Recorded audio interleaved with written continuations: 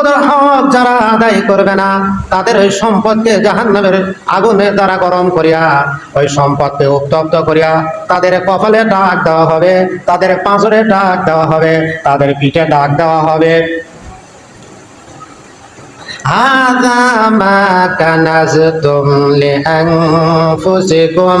অতঃপর তাদের শাস্তিকে আরো দ্বিগুণ করার জন্য তাদেরকে বলা হবে, এটাই হলো তোমাদের সম্পদ, যা সম্পদ নিজে খাওয়ার জন্য তোমরা জমা করে রেখেছিলে, সম্পদের হক তোমরা আদায় করো নাই, নিজে খাওয়ার জন্য তোমরা সম্পদের মহব্বত করিয়া নিজে খাওয়ার জন্য তোমরা জমা করে রেখেছিলে, তুমি খাবে, তোমার সন্তান খাবে, তোমার নাতিরা খাবে, সম্পদের হক আদায় না করিয়া তোমরা জমা করে রেখেছিলে।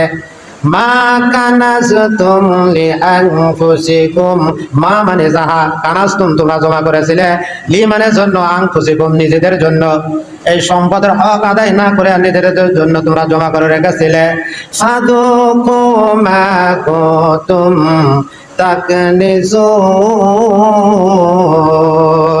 আজকে মজা দেখো, তোমরা এই সম্পদের হক আদায় না করিয়া নিজে খাওয়ার জন্য তোমরা জমা করে রেখেছিলে, এই সম্পদ দ্বারা তোমাদেরকে জাহান্নামের আগুনে গরম করিয়া তোমাদের কপালে ডাক দেওয়া হচ্ছে, তোমাদের পিঠে ডাক দেওয়া হচ্ছে, তোমাদের পাঁজরে ডাক দেওয়া হচ্ছে। এই ডাক দেওয়ার মাধ্যমে তোমাদের কত কষ্ট হচ্ছে, এই সম্পদ জমা করে রাখার তোমরা মজা দেখো কি রকম শাস্তি হয়, বলেন নাউজুবিল্লাহ। জাহান্নামের আগুনের ভিতরে যেটা গরম করা হবে, ওটা গরম অবস্থায় থাকবে। দুনিয়াতে কোনো রড গরম করিয়া যদি আপনার কপালে যদি দাগ দেওয়া হয়, কিছুক্ষণ পর ওই রডটা ঠান্ডা হয়ে যাবে, কিন্তু জাহান্নামের শাস্তি ওই সম্পদগুলি যে জাহান্নামের আগুনে উত্তপ্ত করা হবে, ওই উত্তপ্ত অবস্থায় থাকবে, উত্তপ্ত বাড়তেই থাকবে, কখনোই ঠান্ডা হবে না, বলেন নাউজুবিল্লাহ। আল্লাহ পাক রব্বুল আলামিন বলেন, বিসমিল্লাহির রহমানির রহিম, ইয়া আইয়ুহাল্লাযীনা আমানু কু আনফুসাকুম ওয়া আহলিকুম নারাও ওয়াকুদুহান নাসু ওয়াল হিজারাতু আলাইহা মালাইকাতুন গিলাযুন শিদাতুন লা ইয়াসুনাল্লাহা মা আমারহুম ওয়া ইয়াফআলুনা মা ইউমারুন। আল্লাহ পাক রব্বুল আলামিন বলেন, 28 পারা সূরাতুত তাহরিমের 6 নম্বর আয়াত, 28 পারা 19 নম্বর পৃষ্ঠা, সূরাতুত তাহরিমের আয়াত নম্বর হলো 6। আল্লাহ পাক সাবধান করে দিয়েছেন। আল্লাহ পাক বলেন, ইয়া আইয়ুহাল্লাযীনা আমানু, হে ঈমানদারগণ, হে বিশ্বাসীগণ। আমরা ছোট বাচ্চাকে যেমন বলি যে আব্বু করে বলি না, আব্বু করে বলি, আল্লাহ পাক বলতে পারতেন ইয়া আইয়ুহান নাস, হে লোক সকল।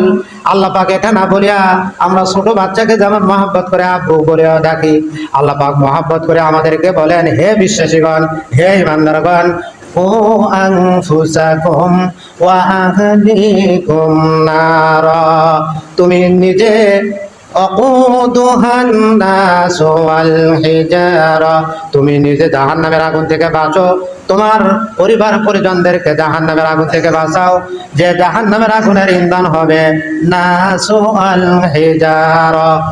নাস মানে হলো মানুষ, আর হিজারা মানে হলো পাথর, পাথর এবং মানুষ হবে জাহান্নামের আগুনের ইন্ধন, বলেন নাউজুবিল্লাহ। ওই তো দেখলেন না মিলিটারি মার খাইয়ে, এলাকার নাম বলার দরকার নাই, মিলিটারি মার খাই দেখলেন না অল্প কিছুদিন পূর্বে, আব্বা আব্বা বলে ডাকলো। আপনাকে যখন জাহান্নামের আগুনে আপনাকে যখন পোড়ানো হবে, আপনার সম্পদের হক যখন আপনি আদায় করেন নাই, উপরন্তু আপনার ওই সম্পদকে উত্তপ্ত করিয়া আপনার কপালে যখন ডাক দেওয়া হবে, আপনার পাঁজরে যখন ডাক দেওয়া হবে, আপনার পিঠে যখন ডাক দেওয়া হবে, আপনি শুধু চিল্লাইতে থাকবেন, আপনি শুধু চিল্লাচিল্লি করবেন। আল্লাহ পাক বলেন, وقودها الناس والحجارة عليها ملائكة غلاظ شداد لا يعصون الله ما أمرهم ويفعلون ما يؤمرون। ওই জাহান্নামের যেগুলি ফেরেশতা হবে, জাহান্নামের ইন্ধন হবে মানুষ এবং পাথর।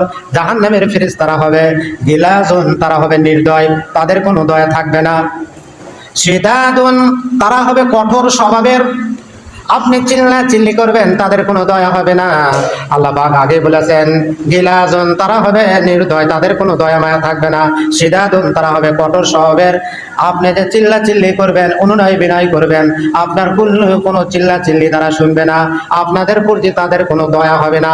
অর্থাৎ জাহান্নামী যারা হবে তাদের প্রতি ওই জাহান্নামের ফেরেশতাদের কোনো দয়া মায়া থাকবে না। বলেন নাউজুবিল্লাহ। লা ইয়াসুনাল্লাহ, তারা তাদেরকে যে আদেশ করা হয়েছে সে আদেশ তারা অমান্য করবে না। মা আমারহুম, তাদেরকে যা আদেশ করা হয়েছে, মা মানে যাহা আমারহুম, তাদেরকে যা আদেশ করা হয়েছে, লা ইয়াসুনাল্লাহ, তারা আল্লাহর হুকুম তারা অমান্য করবে না। বলেন সুবহানাল্লাহ। ওয়ায়াফআলুনা, তারা ওহাই পালন করবে, মা ইউমারুন,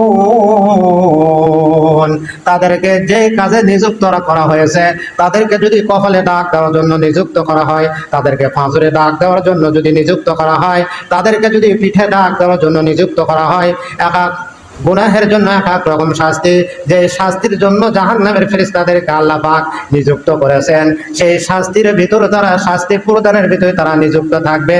জাহান্নামীদের প্রতি তাদের কোনো দয়া মায়া থাকবে না। বলেন নাউজুবিল্লাহ। সুতরাং জাহান্নামে যাওয়ার পরে আফসোস করে কোনো লাভ হবে না। দুনিয়াতে থাকতে আমরা দান খয়রাত করিয়া এবং সমস্ত ভালো কাজ করিয়া আল্লাহ পাককে সন্তুষ্ট করার চেষ্টা করি।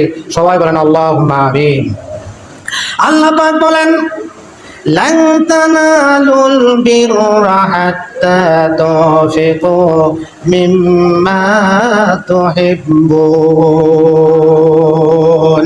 আল্লাহ পাক রব্বুল আলামিন চার পারা প্রথম নম্বর পৃষ্ঠা, প্রথম নম্বর লাইন, সূরা আল ইমরানের 92 নম্বর আয়াত। আল্লাহ পাক রব্বুল আলামিন বলেন লান তানালুল বিররা হাত্তা তুনফিকু মিম্মা তুহিব্বুন, তোমাদের সম্পদের যেটা সবচাইতে বেশি উৎকৃষ্ট, বেশি মহাব্বতের, সেটা তোমরা দান না করা পর্যন্ত তোমরা সওয়াবের আশা করো না। বলেন নাউজুবিল্লাহ। সুতরাং যেটা আমাদের সম্পদের ভিতর বেশি উত্তম, বেশি মহাব্বতে, সেটাই দান করতে হবে। এই আয়াত নাযিল হওয়ার পরে নবীজির সাহাবী হযরত আবু তালহা রাদিয়াল্লাহু তাআলা আনহু মসজিদে নববীর সামনে তার সবচেয়ে একটি প্রিয় বাগান ছিল, তার অনেক বাগান ছিল।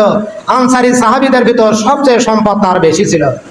উক্ত সাহাবী বললেন ইয়া রাসূলুল্লাহ, ইয়া হাবিবাল্লাহ, আমার এই বেরুয়া নামক বাগানটি, যে বাগানে মিষ্টি ঝর্ণার পানি রয়েছে, এই বাগানের পানি আপনিও পান করেছেন, এই বাগানটা আমার নিকটে সবচেয়ে বেশি প্রিয়। সুতরাং আল্লাহ পাক তো বলেছেন সবচেয়ে প্রিয় বস্তু, মহব্বতের বস্তু দান না করা পর্যন্ত আল্লাহ পাক সন্তুষ্ট হবেন না। সুতরাং আমার এই প্রিয় বাগানটি আমি আল্লাহ পাকে ফি সাবিলিল্লাহ, একমাত্র আল্লাহ পাককে খুশি করার জন্য আমি দান করে দিতে চাই। আমার প্রিয় বাগানটি আল্লাহর রাহে দান করে আমি প্রমাণ করতে চাই, আল্লাহ আমার সম্পদের চেয়ে আমি আপনাকে বেশি মহব্বত করি। বলেন সুবহানাল্লাহ। আল্লাহর রাসূল বললেন আবু তালহা, তুমি যখন তোমার প্রিয় বাগানটি দান করার জন্য তুমি প্রস্তুত হয়েছো, তুমি সংকল্প করেছো, তুমি নিয়ত করেছো, তোমার এই বাগানগুলি, তোমার এই বাগানটি, বিরুয়া নামক বাগানটি তোমার আপন আত্মীয়দের ভিতরে তুমি বন্টন করে দাও।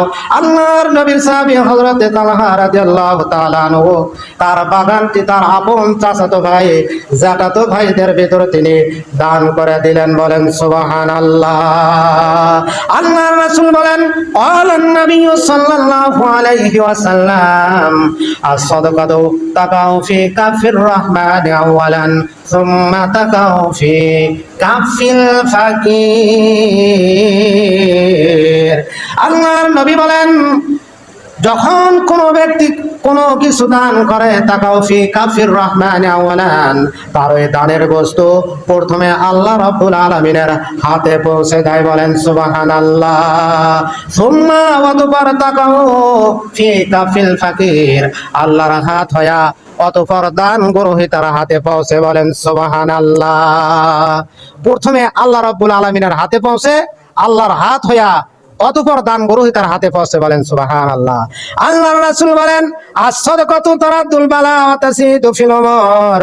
আল্লাহর রাসূল বলেন, যে ব্যক্তি দান খয়রাত করবে, আল্লাহ পাক ওই ব্যক্তির প্রতি খুশি হয়া দুনিয়ার জিন্দেগির হায়াত বৃদ্ধি করে দেন। ওয়া তাসিদু ফিল উমর, দুনিয়ার জিন্দেগির হায়াত বৃদ্ধি করেন এবং দুনিয়াবি তারাদ্দুল বালা, দুনিয়ার বালা মুসিবত আল্লাহ রাব্বুল আলামিন দূর করে দেন। বলেন সুবহানাল্লাহ।